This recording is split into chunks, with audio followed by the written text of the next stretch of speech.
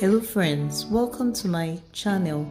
In today's video, I'll be showing you exactly how I made this lovely red velvet cupcakes, and the customer loved it so much. Everyone that had this cake came back for more.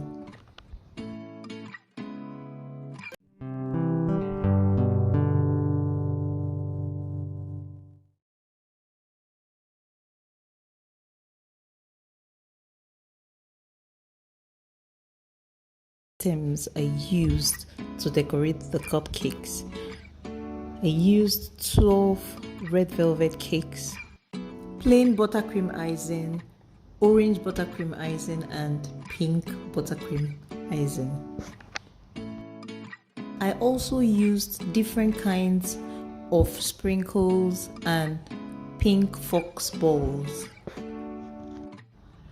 On this channel, I share videos on food, cakes, and business. Kindly subscribe to my channel, turn on your notification button so that when I post new videos like this, you'll be informed.